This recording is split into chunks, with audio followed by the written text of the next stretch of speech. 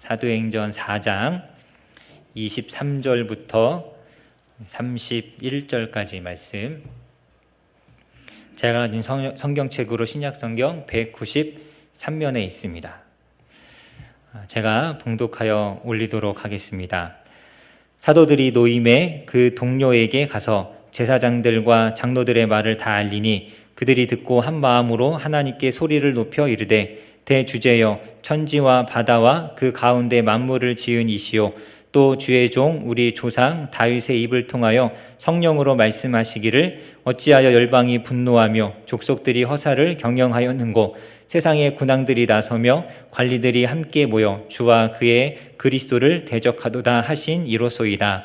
과연 헤롯과 본디오 빌라도는 이방인과 이스라엘 백성과 합세하여 하나님께서 기름 부으신 거룩한 종 예수를 거슬러 하나님의 권능과 뜻대로 이루려고 예정하신 그것을 행하려고 이 성에 모였나이다. 주여 이제도 그들의 위협함을 굽어 보시옵고 또 종들로 하여금 담대히 하나님의 말씀을 전하게 하여 주시오며 손을 내밀어 병을 낫게 하시옵고 표적과 기사가 거룩한 종 예수의 이름으로 이루어지게 하옵소서 하더라. 빌기를 다함에 모인 곳이 진동하더니 무리가 다 성령이 충만하여 담대히 하나님의 말씀을 전하니라. 아멘. 네, 저희가 주일마다 사도행전 말씀을 같이 살펴보고 있습니다. 이 3장에서 베드로와 요한이 성전 미문에서 구걸하던 나면서부터 걷지 못한 사람을 일으켜 세웠고 이것을 본 사람들이 수많은 사람들이 베드로와 요한에게 몰려들었죠. 그래서 베드로와 요한이 솔로몬이라는 행각에서 솔로몬 행각이라는 곳에서 이들에게 복음을 전했고 그날 이 베드로의 설교를 듣고 회심한 사람들이 5천여 명이나 남자만 5천 명이나 되었다라고 기록합니다. 그리고 나서 4장에 오면 이 베드로와 요한이 솔로몬 행각에서 사람들을 가르치고 또 부활을 전하는 것을 싫어하여서 제사장들과 서기관들이 이 베드로와 요한을 옥에 가두게 됩니다. 이튿날 베드로와 요한을 불러다가 신문하고 이들을 위협하면서 이 하나님의 그러니까 이 예수의 부활을 전하지 말라라고 위협을 하죠. 근데 그럴 때 베드로와 요한이 말하기를 하나님 앞에서 너희의 말을 듣는 것이 하나님 앞에서 너희의 말을 듣는 것이 하나님의 말씀을 듣는 것보다 옳은가 판단하라 라고 하면서 우리는 보고 들은 것을 말하지 아니할 수 없다라고 이렇게 담대하게 그들 앞에서도 복음을 전하는 이 베드로와 요한의 모습을 우리가 지난주까지 같이 살펴봤습니다. 이렇게 이 위협을 당하고 나서 이제 베드로와 요한이 감옥에서 풀려납니다. 23절에 보면 사도들이 노임에 그 동료들에게 가서 제사장들과 장로들의 말을 다 알렸다라고 합니다. 사도들이 이 공회에 붙잡혔다가 하룻밤을 잊고 신문을 당하고 풀려났습니다. 풀려나서 이 사도들이 제일 먼저 한 것이 무엇이냐? 바로 이 동료들, 이 신앙의 이 공동체를 찾아가서 자신들이 경험한 것들을 다 이야기하는 것이죠. 여기서 이야기하는 동료들이라는 것은 이 초대교회 다른 성도들을 뜻하는 그런 이제 표현입니다. 어떤 다른 사도들을 의미하기도 하고 또 예루살렘 교회 초대교회 성도들을 뜻하기도 하죠. 이렇게 사도행전 2장에 나오는 그 회심하고 성도가 되었던 이 3천 명이 전부 다 모여들진 않았겠지만 많은 사람들이 이 사도들이 붙잡혔다라는 소식을 듣고 그 전날부터 같이 모여 있었을 수도 있고 또 풀려났다는 소식을 듣고 이들을 만나기 위해서 또 찾아왔을 수도 있습니다. 어쨌든 이들이 그 모이는 장소에 가서 서로 만나고 이제 자신들이 겪었던 일을 이야기하게 됩니다. 여러분, 이 사도들이 풀려나자마자 이 자신들의 동료들을 찾아갔다라는 것은 굉장히 인상 깊은 이야기죠.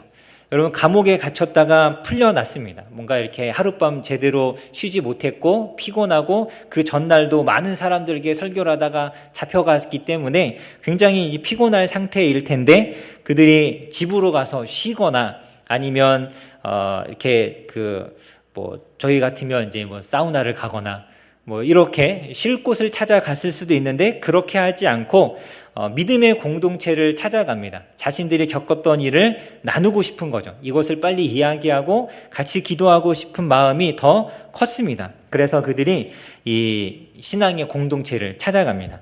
특히 이들이 지금 방금 이 예루살렘 그 공회원들로부터 위협을 받았습니다. 이것을 전하지 말라. 위협을 했기 때문에 이것을 다른 동료들에게 알렸을 때 혹시 이 신앙의 공동체가 동요하지 않을까? 우리가 그런 위협을 받아야 된단 말인가? 우리가 어떻게 해야 되지? 이런 어떤 염려와 근심에 사람들이 이렇게 사로잡힐까봐 어떻게 보면 이것을 좀 숨기고 싶은 그런 마음이 있을 수도 있습니다. 그런데 그들은 그렇게 하지 않고 제일 먼저 자신의 동료들을 찾아가서 자신들이 겪었던 것을 다 이야기합니다. 아마 이 베드로와 요한의 마음 가운데 이 초대교회 이 성도들, 자신의 동료들은 이런 위험 당했다라는 이야기를 들었을 때 동요하지 않을 것이다라는 확신이 있었던 것 같습니다. 그런 확신이 있었기 때문에 정말 나와 같은 마음으로 그런 위협에도 굴하지 않고 복음을 전할 것이라는 확신이 있었기 때문에 담대하게 알릴 수 있었던 것이죠. 어떤 이런 위험한 일, 위기 이런 것들은 사실 숨기기도 이렇게 쉬운데 그러지 않고 그것들을 다 이야기하죠. 여러분 우리가 이렇게 힘든 일, 어려운 일, 또 기도가 필요할 때 찾아가서 같이 만나서 함께 이 마음을 같이 하면서 기도할 수 있는 이 기도의 동료들 그리고 그러한 신앙의 공동체가 있다라는 것은 정말 감사한 일이고 다행스러운 것이죠. 혼자서 그 위협을 당하고 그 위협을 감내해야 한다면 너무나 힘들었을 것입니다. 하지만 마음을 같이 할 수 있는 동료들이 있고 또 그렇기 때문에 더 힘을 낼 수 있는 것, 그것이 바로 이 신앙의 공동체의 특징이고 모습인 것이죠. 여러분 우리가 이 땅을 살아갈 때도 마찬가지입니다. 어떤 고난을 당하고 고통을 당하고 어려움이 있을 때 정말 이런 자신 안에 있는 어려움과 고난, 고통 이것을 같이 나누고 함께 기도할 수 있는 신앙의 공동체 그런 동료들이 있다면 여러분 그것은 정말 감사한 일이죠. 바라기는 우리 원일교회가 그러한 신앙의 공동체가 되기를 간절히 소망합니다. 제가 이 군대에 있을 때 특히 이 군대에 있으면 이 동료들의 이 소중함을 많이 느낄 수 있습니다. 군대에 있을 때 여러 가지 이제 훈련을 하는데 훈련의 꽃 하면 이제 행군이죠. 행군. 훈련의 꽃은 행군 들어보셨습니까? 행군이라고. 행군을 이제 하다 보면 제가 있던 부대는 한 10시간 정도를 행군을 했던 것 같습니다.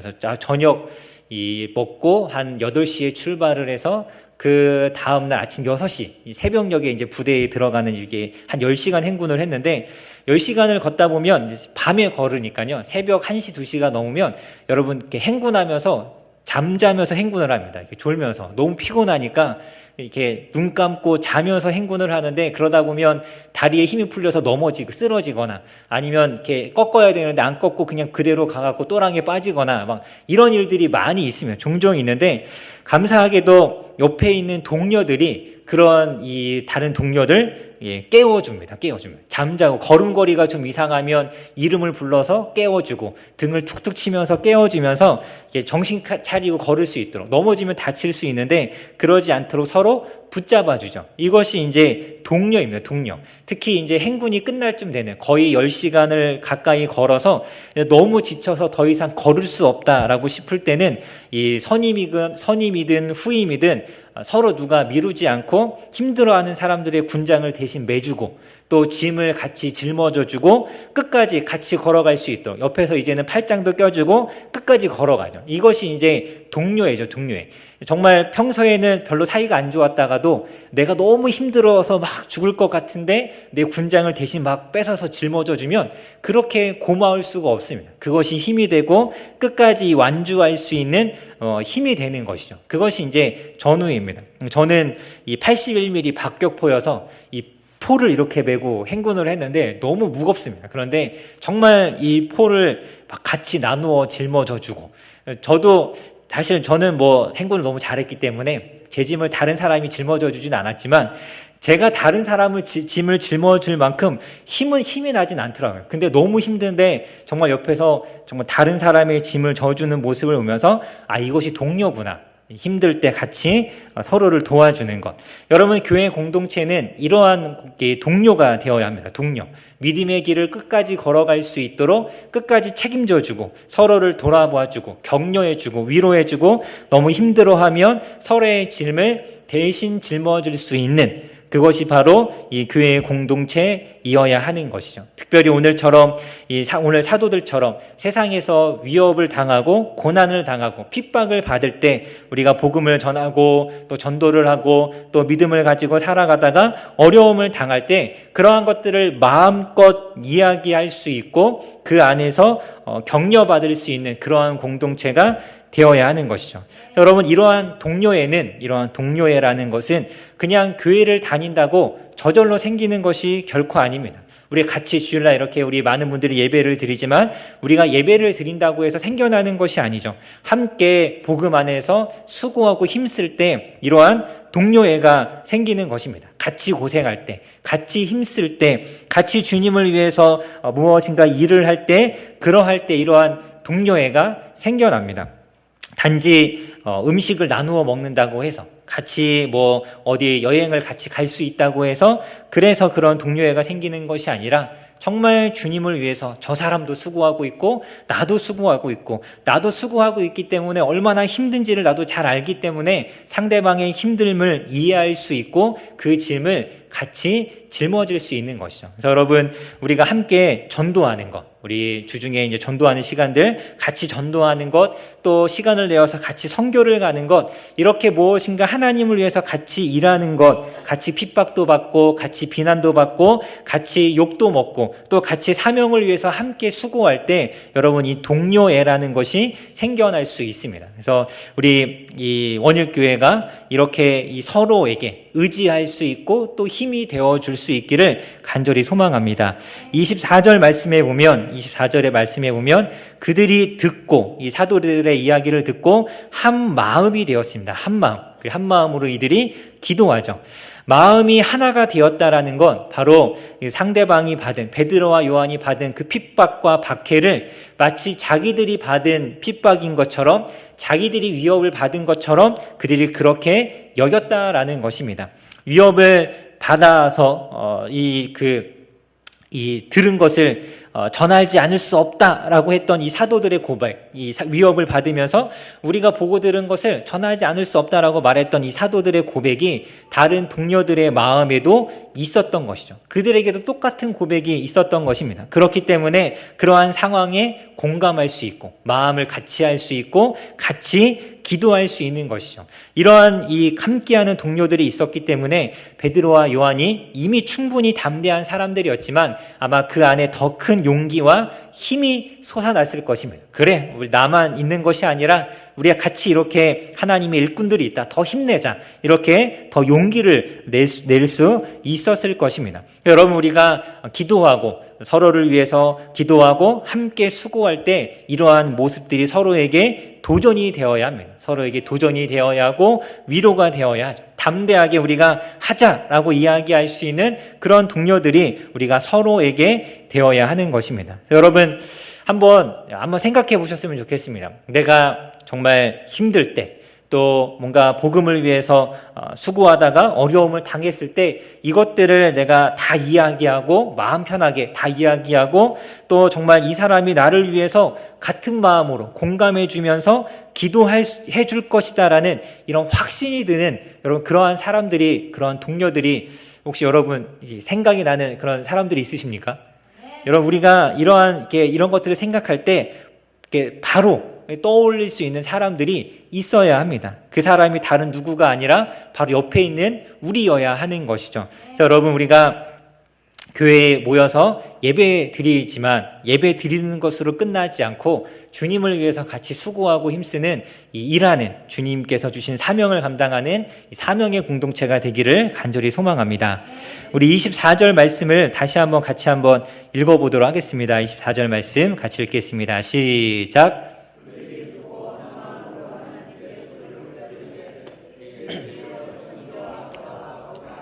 만물을 지은 이시오. 아멘. 이들이 모여서 이 사도들의 이야기를 들었을 때 이들이 무엇을 했느냐? 그들은 마음을 같이 하면서 기도합니다. 여러분, 교회는 기도하는 곳이죠. 교회는 하나님 앞에 기도하고 간구하는 곳입니다. 어려움이 있을 때 기도하고, 문제가 있을 때 같이 기도하고, 핍박과 위험이 있을 때도 기도하는 곳이 바로 교회입니다. 그래서 예수님도 분명하게 말씀하셨지만 내 집은 만민이 기도하는 집이라 라고 하나님께서 분명하게 말씀하셨죠.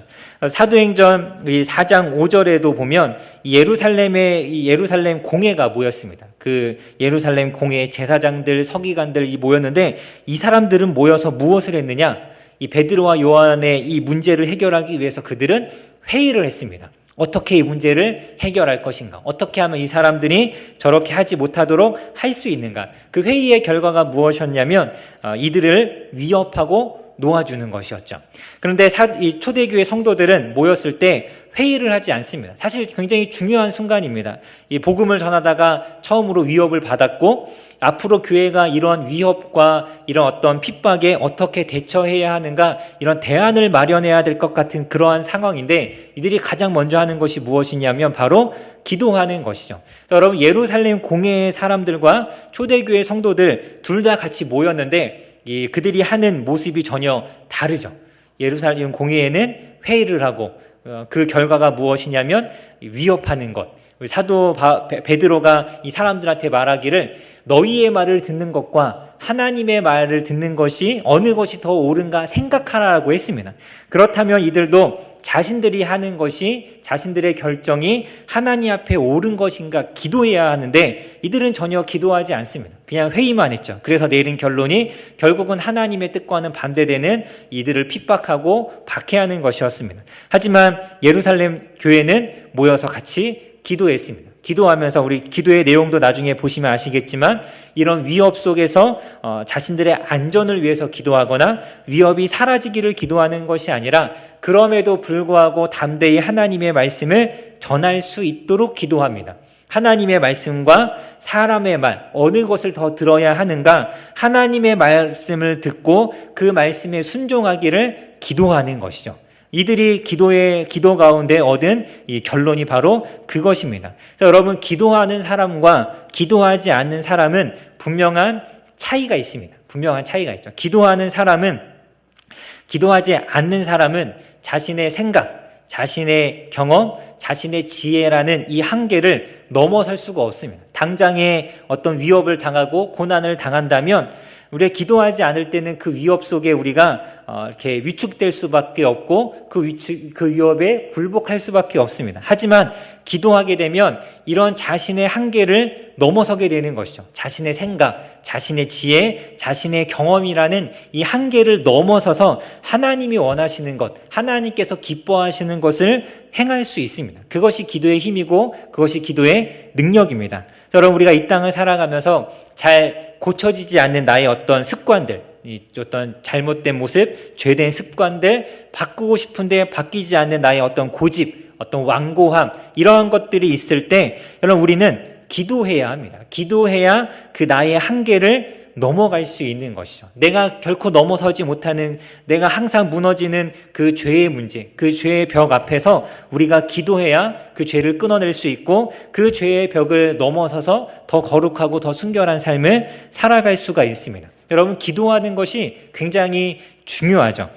우리 이 90년대, 80년대 이후로 90년대 넘어오면서 이 대한민국의 이 교회가 엄청 부흥하는 그 시기에 여러분, 이 교회의 가장 큰 특징은 바로 기도였습니다. 기도. 저도 어렸을 때 교회 가면 항상 이 교회에서 기도 소리가 끊이지 않았던 것들을 잊을 수가 없습니다. 저는 기도를 하지 않은 어린아이였음에도 불구하고 어머니 손에 억지로 끌려가서 너무 재미없고 지루하고 시끄러운데 그 어머니, 기도하시는 어머니 옆에 앉아갖고 그냥 어머니 기도하시는 거 보면서 그 자리에 앉아 있었던 기억들이 아직도 생생합니다.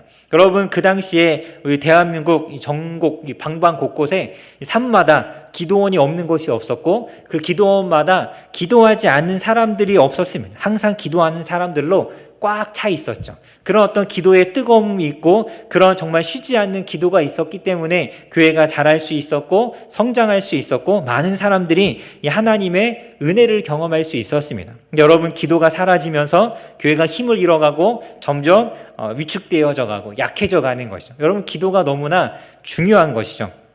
우리가 매일매일 정말 일주일을 살아가면서 야근도 해야 하고 여러 가지 일도 해야 되고 바쁘고 분주하지만 그럼에도 불구하고 시간을 내어서 기도하는 것, 이것이 너무나 중요합니다. 그래야 나의 한계를 넘어서서 하나님의 일들을 할 수 있죠. 내 문제, 나의 일, 나의 인생, 나의 가족, 이런 것들만 보는, 거기에만 집중하는 이 나라는 존재를 넘어서게 하는 것. 힘들고 바쁘고 분주하고 해야 할 것 너무나 많지만 그럼에도 불구하고 하나님께서 주신 사명을 감당하는 삶을 살아가게 하는 것이 무엇이냐? 바로 기도의 힘인 것입니다. 내가 사랑할 수 없는 사람, 정말 너무 미운 사람을 사랑하게 하는 것도 기도인 것이죠. 어떤 이 욱하는 나의 이 성질을 이렇게 변화시켜서 바꾸어서 정말 절제할 수 있고 인내할 수 있게 하는 것도 바로 기도인 것입니다. 그래서 인간으로서의 나는 한없이 부족하고 약할 수밖에 없습니다. 우리는 다 나약한 존재이죠. 하지만 기도하는 사람은 자신의 그 나약함을 넘어서서 하나님의 뜻을 이루어가는, 선을 베푸는 이러한 삶을 살아갈 수 있습니다. 그래서 여러분, 우리 기도해야 합니다. 그래서 여러분, 우리 기도하러 가는 날 꼭 다 참석해 주시면 감사하겠습니다. 여러분, 기도하러 가는 그날뿐만 아니라 사실 이제 일주일을 살아가면서 적어도 한 번 정도는 교회에 와서 기도하는 시간을 우리가 가져야 합니다. 물론 이제 제가 안 보는 곳에서, 가정에서 이렇게 골방에 들어가셔서 하루에 1시간씩 다 기도하고 계실 텐데, 네, 그렇게 하셔도 되고, 정말 집에서 아니면 한 주의 삶을 살아가면서 내가 기도하기가 너무 힘들다. 그렇다면 여러분, 금요기도회라도 오셔서, 우리 금요기도회 다 이게 늦은 시간 이렇게 하는 기도잖아요. 얼마든지 우리가 올 수 있습니다. 와서 1시간이라도, 그 일주일에 그 1시간이라도 우리가 기도하는 시간을 가져야 합니다. 내가 일주일을 살아가면서 기도를 얼마나 하고 있는가를 좀 우리가 잘 생각해보고, 내가 특별히 기도하는 시간이 좀 없다면 여러분, 금요일 날 그 1시간이라도 와서 같이 기도하셨으면 좋겠습니다. 그래서 여러분, 우리 이 교회가 기도하는 사람들로 꽉 차는 그러한 교회가 되기를 간절히 소망합니다. 우리 24절에 보면 이 기도의 특징이 한 가지 있습니다. 이 초대교회 성도들, 이들이 기도할 때 한 가지 특징을 우리가 발견할 수 있는데, 24절에 보면 이들이 기도할 때 한 마음으로 하나님께 소리를 높여서 기도하죠. 소리를 높여서. 이 초대교회 성도들도 통성기도, 소리를 높이는 이러한 기도를 했습니다. 여러분, 우리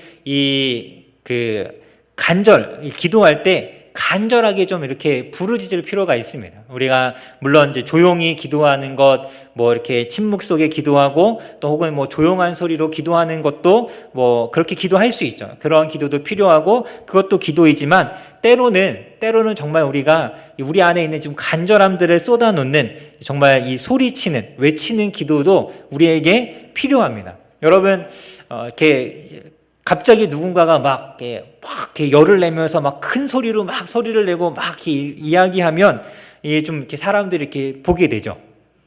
예, 이렇게 좋은 예는 아니지만 집에서 아이들을 이제 훈육할 때도 조곤조곤 막 얘기하다가도 애들이 막 딴청하고 막 잘 안 듣고 그러면 어떻게 하죠? 이제 버럭 소리가 나가죠. 그럼 얘들이 이제 긴장을 하고 이렇게 하고 쳐다보죠.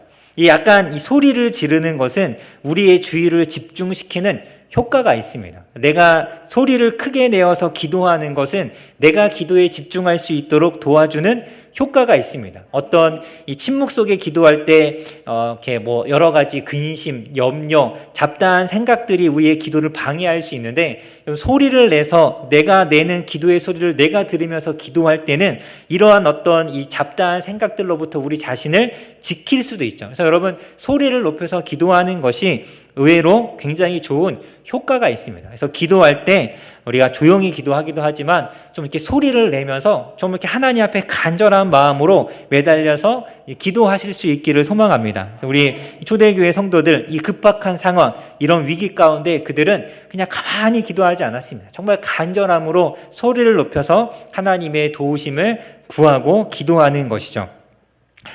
우리 24절 이제 중반부 이후부터 후반부부터 이 기도의 내용들을 우리가 조금 먼저 살펴볼 수가 있습니다. 우리 24절에 우리 후반부에 보시면 어떤 기도를 하느냐? 대주제여 천지와 바다와 그 가운데 만물을 지으신 이시요. 또 25절에 보면 주의 종 우리 조상 다윗의 입을 통하여 성령으로 말씀하시기를 이라고 하면서 이 시편 2편을 인용해서 말씀을 합니다. 이 기도함에 있어서 가장 먼저 초대교회 성도들이 어떤 기도를 했냐면 그들은 먼저 하나님이 어떠한 분이신지를 고백하고 있습니다. 여러분, 우리가 기도할 때 하나님이 어떠한 분인지를 먼저 고백하고 또 확신하는 이런 이 하나님에 대한 확신이 필요합니다. 이거 굉장히 중요한 것인데 여러분, 우리가 기도하는 이 기도를 들으시는 분이 누구시냐면 바로 하나님이십니다. 우리가 기도를 들으시는 하나님에 대한 확신이 없다면, 그분이 어떠한 분이고 무엇을 하실 수 있는지에 대한 확신이 없다면 우리가 기도하는 기도는 힘이 있을 수가 없습니다. 확신이 없는데 어떻게 기도하는데 힘이 있을 수 있겠습니까? 그래서 초대교회 성도들이 가장 먼저 하나님이 누구인지를 이야기하죠. 그들이 먼저 고백합니다. 그래서 하나님이 어떠한 분이냐? 24절에 우리가 본 것처럼 천지 만물을 지으신 대주제라는 건 이 절대 이 권력을 가진 군주, 이러한 것을 의미하는 그런 뜻입니다. 소유주, 우주 만물의 주인이 바로 하나님이시죠. 그래서 하나님이 온 땅에 주권을 가지신 모든 것을 자신의 뜻대로 하시는 주인이심을 먼저 고백하고 또 25절에 보면 성령으로 말씀하신 분, 이 시편 2편을 인용해서 이 예수님의 그 십자가와 이 27절에 보면 헤롯과 본기오 빌라도 이들을 통해서 이 십자가와 이 고난 이런 것을 통해 교회를 세우실 것을 하나님께서 이미 예언하셨다. 이미 이것을 미리 말씀하신 분이 하나님이십니다. 모든 것들을 알고 계시고 계획하시는 분이 바로 하나님이시죠. 또 28절에 보면 하나님은 어떠한 분이시냐? 하나님은 28절에 보면 이 모든 것들을 뜻대로 이루려고 예정하신 분입니다. 그러니까 이 모든 일어나는 것들이 하나님의 섭리와 예정 가운데 있다라는 뜻이죠. 여러분, 우리의 기도를 들으시는 하나님께서 어떠한 분이시냐? 모든 것들을 창조하셨고 모든 것들을 알고 계시며 모든 것들을 자기의 뜻대로 이루어가는 분이 바로 하나님이십니다. 여러분, 우리가 기도하는 하나님이 정말 이러한 분이라면 우리의 기도는 의미가 있는 것이죠. 그분께서 이 모든 것들을 이끌어 가실 텐데 그 가운데 우리를 지키시고 그 가운데 우리를 사용하실 것에 대해서 우리가 확신 있게 하나님 앞에 나아갈 수 있습니다. 그래서 여러분, 기도할 때 이 하나님을 고백하는 것이 굉장히 중요합니다. 여러분, 시편을 보면 시편에서도 다윗의 시나 다른 시편들을 보면 항상 이 시편에 자신의 고난을 이야기하는 그 시에서 가장 먼저 나오는 것이 무엇이냐면 하나님이 얼마나 위대하신가, 하나님이 행하셨던 일들, 홍해를 가르시고 만나를 내리시고 이러한 일들을 계속해서 반복적으로 끊임없이 이야기합니다. 왜 그러느냐? 하나님이 어떠한 분인지 확신을 갖고 기도하는 것이 중요하기 때문이죠. 여러분, 우리가 기도할 때 우리는 항상 하나님을 먼저 생각해야 합니다. 하나님에 대한 믿음을 고백해야죠. 신뢰. 하나님은 이러한 분입니다라고 우리가 인정해야 합니다. 우리 빌립보서 4장 6절에 아무것도 염려하지 말고 다만 모든 일에 기도와 간구로 너희 구할 것을 감사함으로 하나님께 아뢰라. 우리가 어떻게 감사함으로 염려하지 않고 기도할 수 있는가? 하나님이시기 때문이죠. 나의 기도를 들으시는 분, 이 기도를 들으시고 일하시는 분, 그분이 하나님이십니다. 그래서 여러분, 기도라는 것은 하나님을 보는 것입니다. 하나님을 보는 것. 나의 삶 가운데 함께 하시는 이 온 땅의 이 주관자가 되시는 능력이 많으신 하나님을 바라보고 그 하나님을 알아가는 것이 바로 기도입니다. 기도. 여러분, 저희 집에서는 무슨 일이 생기면 저를 찾습니다. 무슨 일이 생기면 항상 저를 찾습니다. 아빠 하고 부르죠. 아빠 하고 부릅니다. 그래서 불러서 가면 벌레가 있어요. 잡아주세요. 화장실이 막혔어요. 뚫어주세요. 장난감이 고장났습니다. 고쳐주세요. 저기 모기가 있어요. 저기 파리가 있어요. 저기 거미가 있어요. 심지어 저 침대 밑에 책상 밑에 장난감이 들어갔다. 그거 꺼내달라. 아이들이 할 수 없는 모든 것을 아빠를 불러서 다 해결합니다. 아빠만 부르면 다 해결이 됩니다. 그래서 아이들은 한치의 의심 없이 아빠를 부릅니다. 아빠가 해결할 것이라고 믿고. 이러한 신뢰. 저는 사실 그렇게 막 능력 있는 사람이 아님에도 불구하고 저희 가정 안에서 한정적으로 거의 하나님급으로 능력 있는 사람입니다. 모든 문제를 다 해결하는 존재이죠.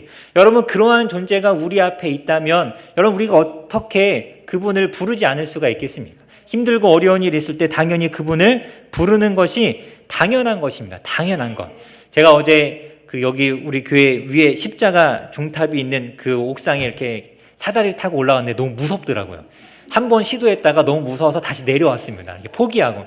너무 이렇게 벽에 붙은 사다리를 타고 올라가는데 너무 무서운 거예요. 올라가면서 하늘을 봐도 무섭고, 밑에 땅을 봐도 무섭고, 정말 벌벌벌 떨면서 우리 옥신 장로님 어떻게 거기 이렇게 쑥 올라가신지 모르겠지만, 간신히 올라가서 그 옥상에 올라가서 이제 뭐 이렇게 부탁하신 게 있어서 이렇게 올려드렸는데, 그리고 나서 옆을 봤는데 그래도 무섭더라고요. 난간이 저쪽에 있었는데 가기가 무서웠습니다. 너무 무서워서.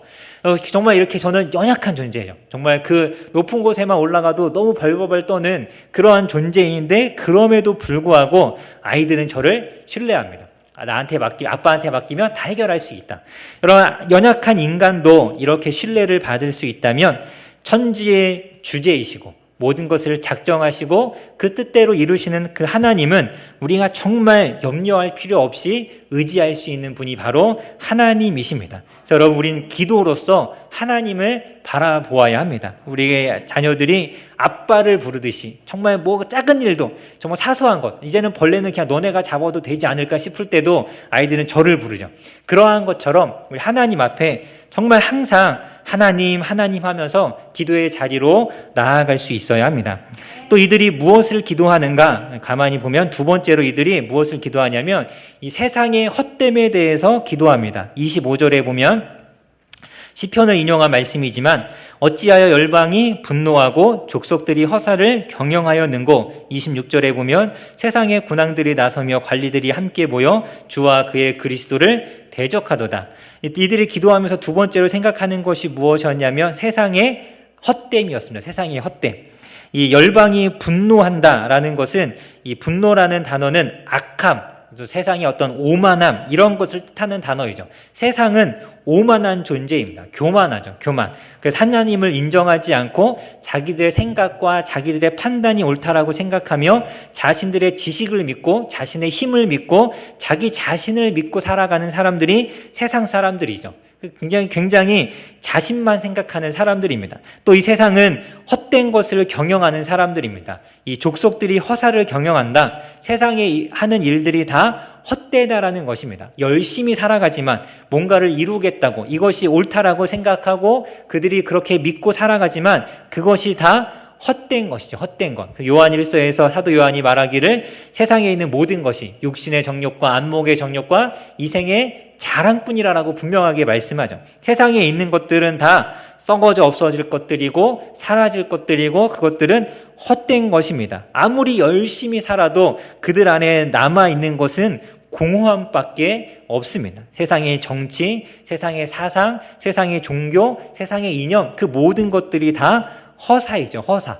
헛된 것들. 그래서 여러분, 우리가 이 세상이 헛되다라는 것을 생각해야 그러한 유혹에 흔들리지 않습니다. 어떤 이 성공에 대한 어떤 유혹과 열망, 좋은 학벌을 갖고 싶고, 좋은 직장을 갖고 싶고, 혹은 좋은 집이나 어떤 부유하게 살고 싶은 이러한 마음들이 세상이 주는 그런 것들이 얼마나 헛된 것인가를 우리가 분명하게 기억해야 합니다. 그래야 거기에 마음을 빼앗기지 않고 우리의 그것 때문에 흔들리지 않고 거기에 우리의 시간과 에너지를 허비하지 않을 수 있습니다. 여러분, 요즘 유튜브에 가게 보면 이 젊은 사람들이 많이 찾는 영상 콘텐츠에는 어떤 말들이 이렇게 종종 붙어 있냐면, 이 1시간 순삭이라는, 이 시간을 이렇게 1시간이 언제 갔는지 알지 못하도록 너무 재미있는 거다, 이제 이런 뜻이죠. 여러분, 1시간 순삭 너무나 얼마나 아깝습니까? 해야 할 일들이 너무나 많은데 시간을 그렇게 버리는 것은 너무나 아까운 일입니다. 가끔 이 인터넷에 이런 경험담을 보면 잠자기 전에 잠깐 이렇게 쇼츠를 보려고 누웠는데 쇼츠를 내려놓고 봤더니 해가 떴더라. 봐요. 자기도 모르게 밤새 쇼츠만 보고 이렇게 있었던 그런 모습들. 여러분이 다 헛된 겁니다. 그거 봐서 무엇을 하겠습니까? 다 헛된 건데 거기에 마음을 빼앗기고 시간을 빼앗기고 에너지를 빼앗겨서 살아가는 것이 우리의 이 삶의 사람들의 이 삶의 모습입니다. 이 인터넷 유튜브 영상 쇼츠는 하나의 예정. 이거 말고도 우리의 마음을 빼앗게 하는 것들이 너무나 많습니다.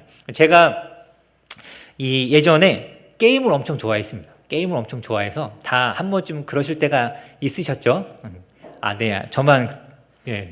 게임을 엄청 좋아해서 심지어 저희 어머니가 저한테 뭐라고 얘기했냐면 너는 컴퓨터랑 살아라 라고 하실 만큼 제 때는 이제 핸드폰 게임이 아니라 이제 컴퓨터로 게임하는 시대여서 게임을 엄청 좋아했습니다. 신학교를 다니면서도 게임을 엄청 많이 했고 제가 전도사 사역을 하면서도 그 목사님들이랑 같이 금요일날 철야 끝나면 교회 문 다 닫아놓고 교회에 앉아서 막 같이 게임도 하고 막 그럴 만큼 게임을 정말 너무 좋아했습니다. 그런데 어느 순간 제게 갑자기 그냥 그런 생각이 들었습니다. 어떤 생각이 들었냐면 게임을 하면서 거기에 막 어떤 그 나의 게임 캐릭터를 엄청 키우고 막 이렇게 승수를 쌓아가고 막 하는데 이게 나한테 무슨 의미가 있을까?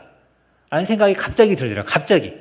내가 그 컴퓨터 화면을 보면서 많은 시간을 쏟고 있는데 그래서 이것이 실제로 나의 삶에 어떤 도움을 주고 어떤 유익을 줄까를 갑자기 그런 생각이 들어서 생각을 해봤는데 아무런 도움이 안 되더라고요. 거기에 시간을 투자하고 때로는 물질도 투자했는데 실질적으로 나의 삶 속에 나를 유익하게 하는 것들은 아무것도 없었습니다. 그래서 정말 그 생각이 들고 나서 게임을 끊어버렸습니다. 이제 안 한 거죠. 예. 물론 이제 다시 게임을 하면 너무 재밌기 때문에 이제 최대한 안 하려고. 이게 얼마나 헛된 거를 알기 때문에 거기 시간을 빼앗기지 않겠다라고 결단을 한 것이죠. 여러분 세상에 있는 것들이 헛된 것들이 너무 많습니다. 물론 우리의 삶에 필요한 것도 있지만 우리가 적절한 수준에서 해야 될 것들을 너무 과하게 하는 것도 헛된 것입니다. 그래서 여러분 이 세상의 이 헛된 이것을 우리가 기도하면서 깨달아야 합니다. 깨달아야 하고 또 우리가 이 출애교회 성도들이 이 세상에 대해서 이야기하면서 한 가지 더 이야기하는데 세상은 그리스도를 대적하는 것이죠. 세상이 하는 모든 것들이 하나님과 반대되는 것입니다. 하나님의 원하심과는 정반대되는 것들이고 하나님을 대적하는 것들이 세상이 하는 일들입니다. 전도하면 싫어하고 기도하면 시끄럽다라고 이야기하는 도시에 있는 교회들은 이 철야, 기도 이런 거 못합니다. 주변에서 시끄럽다라고 하도 많이 민원이 들어와서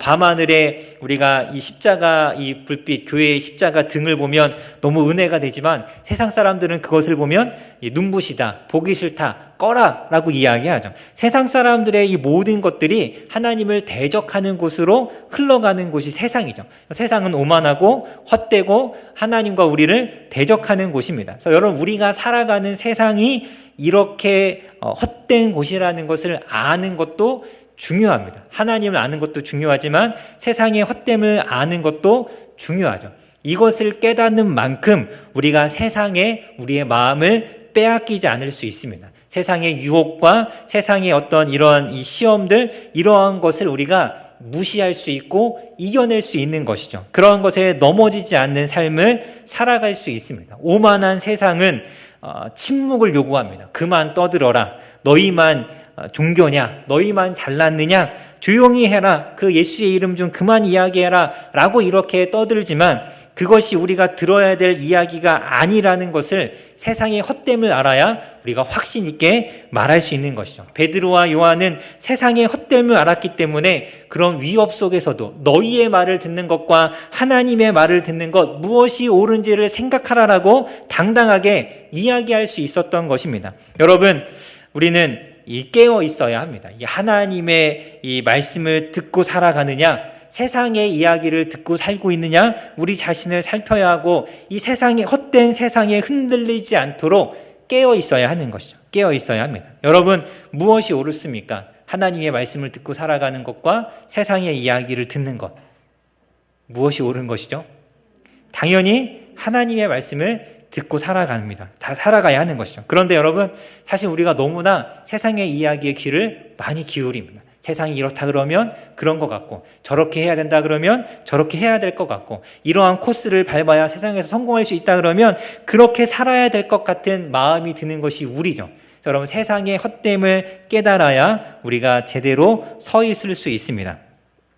그리고 이 초대교회 성도들 기도를 우리 한 가지만 더 살펴보면 이들이 무엇을 기도하는가? 29절에 보면 이들이 이렇게 기도합니다. 우리 같이 한번 읽어보도록 하겠습니다. 29절 같이 읽겠습니다. 시작. 주여, 이제도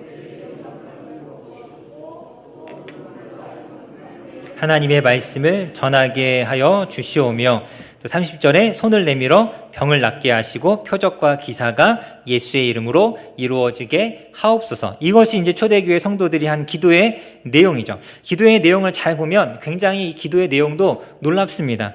이 정말 위협 가운데 자신들의 어떤 안전이나 혹은 그 위협이 사라지기를 기도하는 것이 아닙니다. 그 위협 자체를 이렇게 없애려고 하거나 이것 자체를 부정하지 않습니다. 그러니까 이것이 사라져야 할 것으로 보지 않는다라는 뜻이죠. 우리는 어려움을 당하거나 고난을 당하면 이 고난이 없기를 바랍니다. 위협이 사라지기를 바라죠. 그런데 초대교회 성도들은 이 위협과 고난이 사라져야 할 것으로 생각하지 않았습니다. 그들은 이것이 세상 끝날까지 언제나 있을 것이라는 그 하나님의 말씀을 기억하고 있었습니다. 이것은 없어지는 것이 아니라 이렇게 평생을 함께하게 될 그러한 것들이죠. 그러면 무엇을 기도해야 되느냐? 이것은 함께할 것이기 때문에 그 위협에도 굴하지 않는 것, 그런 위협 속에서도 복음을 전하며 살아가는 것을 그들이 기도합니다. 그게 이들이 기도해야 하는 것이죠. 세상은 이러하지만 우리는 복음을 전하겠습니다. 이런 복음을 전할 수 있는 담대함을 주옵소서, 능력을 주시옵소서. 이것이 초대교회 성도들의 기도입니다. 자, 여러분, 우리가 살아가면 이 땅을 살아가는데 여러 가지 일들을 우리가 겪습니다. 어려움이 있습니다. 죄악된 세상에 유혹도 있고 핍박도 있고 시험도 있고 우리가 해야 하는 일들이 있고 직장 생활을 하고 분주하고 아이들도 키워야 하고 육아해야 하고 공부도 해야 하고 해야 할 일들이 너무나 많은데 이것이 사라질 수 있느냐? 이것이 다 해결되고 이것이 사라지고 나면 그러면 하나님을 위해서 일하고 그러면 하나님을 위해서 헌신할 수 있느냐? 그것이 아닌 것이죠. 이것들은 항상 함께 갈 것입니다. 언제나 세상에 우리의 삶 속에 우리를 따라오는 것들이죠. 젊었을 때는 공부해야 되고 또 이제 크면 일해야 되고 결혼해야 되고 애들 키워야 되고 그래서 애들 어느 정도 키웠다 싶으면 이제 몸이 여기저기 아프고 하나님을 위해서 언제 일하느냐? 다 해결되고 하는 것이 아니라 이러한 것들이 있지만 그러한 상황에서도 하나님의 말씀을 따라 살아가는 사람들이 되기를 우리가 기도해야 하는 것입니다. 나의 분주함 속에서도 전도할 수 있기를 기도해야 하고 나의 바쁜 일상 중에서도 말씀을 공부하는 사람이 되기를 우리가 기도해야 하는 것입니다. 그것이 우리가 기도해야 하는 것이죠. 기도해야 하는 것. 여러분, 이 안진뱅이, 나면서부터 걷지 못하던 사람들을 예수의 이름으로 이렇게 세웠습니다. 하나님의 이름에, 예수님의 이름에 능력이 있고 권세가 있죠. 여러분, 그 예수의 이름이면 예루살렘 공회에도 다 사라질 수 있습니다. 그것이 뭐 어렵겠습니까? 예수님의 이름으로 명하면 되는 것이죠. 누가복음 9장에 보면 여기 요한, 오늘 베드로와 요한이 예루살렘 공회에 잡혔다가 왔는데 누가복음 9장에 보면 이 요한이 이런 이야기를 합니다. 사마리아를 예수님이 지나가실 때 사마리아 사람들이 예수님을 이렇게 자기 동네에 들어오지 못하게 막았습니다. 그때 이 요한이 뭐라고 이야기하냐면 예수님, 불을 명하여서 하늘로부터 내려 저들을 멸하도록 그렇게 할까요? 라고 이야기했던 사람이 요한입니다. 하늘로부터 불을 내려서 이 하나님을 대적하는 사람들을 불태우고 싶어 했던 사람이 바로 이 사도 요한이죠. 그러한 사람이 지금 이 위협을 당하는 그 순간에 불이 내려서 저 공회를 불태우기를 기도하는 것이 아니라 그런 위협 속에 자신들이 담대하기를 하나님 앞에 기도하고 있습니다. 여러분, 우리는 이 땅을 살아가면서 이렇게 기도할 수 있어야 합니다. 제가 바쁘지만, 제가 분주하지만, 힘들지만, 피곤하지만, 그래도 제가 전도할 수 있도록, 그래도 제가 하나님 말씀을 읽을 수 있도록, 그래도 제가 기도할 수 있도록 하나님 나를 사용하시고 도와주시고 담대하게 해달라고 우리는 그것을 위해서 기도해야 합니다. 여러분, 세상은 직장의 일들로, 우리의 학업으로, 여러 가지 위협으로, 핍박으로, 믿지 않는 가족들의 입술을 통해서, 세상의 재미있는 오락과 쾌락을 통해서 우리에게 이야기합니다. 내가 지금 전도할 시간이 어디 있고 봉사할 시간이 어딨냐? 열심히 일해야지, 열심히 공부해야지, 열심히 놀아야지, 이렇게 이야기하면. 근데 하나님은 우리에게 뭐라고 말씀하십니까? 그럼에도 불구하고 복음을 전하고 예수의 이름을 전하고 하나님의 능력을 나타내라고 말씀하십니다. 여러분, 어떤 이야기를 듣는 것이 옳은 것입니까? 무엇을 듣는 것이 하나님 앞에 옳은가? 우리가 잘 분별해야 합니다. 우리가 깨달아야 하죠. 세상의 이야기를 들어서 이 세상의 재미와 나의 일들과 여기에 나의 마음과 시간을 다 쏟아부을 것이냐? 아니면 그러한 중에도 하나님을 위해서 시간을 내어서 수고하고 일하는 사람이 될 것인가? 여러분, 예루살렘 공회뿐만 아니라 지금도 마귀는, 세상은 우리에게 그렇게 이야기합니다. 누구의 말을 들어야 하는가? 여러분, 우리는 예수님의 말을 들어야 합니다. 예수님의 말을 들어야 하고 예수님의 길을 가야 하죠. 그러기 위해서 우리에게 담대함이 필요합니다. 여러분, 우리가 하나님 앞에 담대함을 달라고 기도해야 합니다. 이 바쁜 중에, 분주한 중에, 힘든 중에, 그럼에도 불구하고 주님을 위해서 일할 수 있기를, 주님의 복음 전할 수 있기를 여러분, 우리가 기도해야 하는 것이죠.